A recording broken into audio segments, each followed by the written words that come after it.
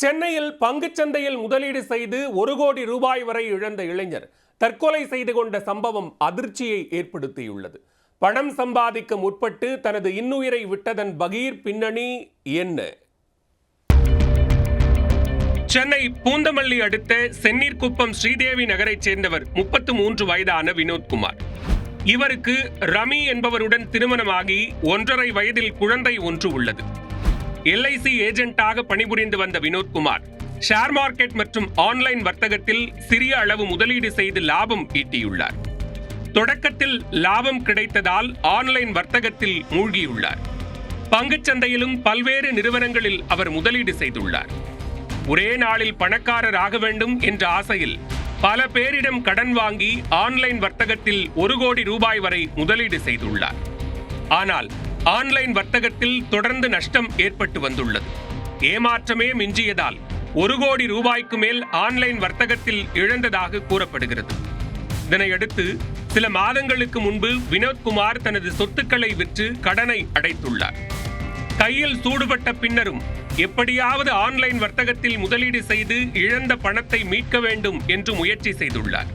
இதனால் வீட்டில் இருப்பவர்களுக்கு தெரியாமல் பலரிடம் லட்சக்கணக்கில் கடன் வாங்கி மீண்டும் ஆன்லைன் வர்த்தகத்தில் ஈடுபட்டுள்ளார். எதிர்பார்த்தது போல எந்த ஒரு மாயாஜாலமும் நிகழாததால் ஆன்லைன் வர்த்தகத்தில் பெருத்த நஷ்டம் ஏற்பட்டுள்ளது. இதனிடையே கடன் கொடுத்தவர்கள் பணத்தை திருப்பி கேட்டு வினோத்குமாருக்கு நெருக்கடி கொடுத்துள்ளனர். இந்நிலையில் அவரின் பெற்றோர் சனிக்கிழமை இரவு ராமேஸ்வரம் செல்வதற்காக ரயில்வே ஸ்டேஷனுக்கு சென்றுள்ளனர். அவரது மனைவியும் அருகில் உள்ள கடைக்கு சென்றுள்ளார்.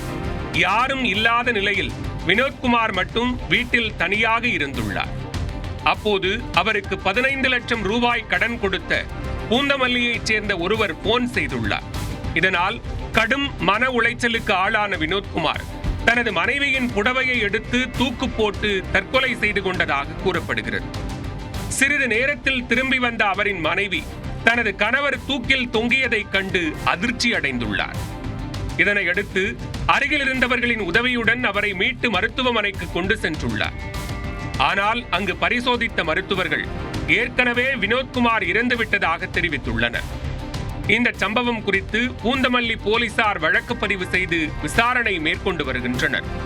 கடன் நெருக்கடியால் தான் வினோத்குமார் தற்கொலை செய்து கொண்டாரா அல்லது வேறு ஏதேனும் காரணம் உள்ளதா என்ற கோணத்திலும் போலீசார் விசாரணையை தீவிரப்படுத்தியுள்ளனர். விரைவில் பணக்காரர் ஆக வேண்டும் என்ற ஆசையில் இளைஞர் ஒருவர் கோடி ரூபாய் கடன் வாங்கி ஆன்லைன் வர்த்தகத்தில் இழந்த விரக்தியில் தூக்கிட்டு தற்கொலை செய்து கொண்ட சம்பவம் சோகத்தை ஏற்படுத்தியுள்ளது.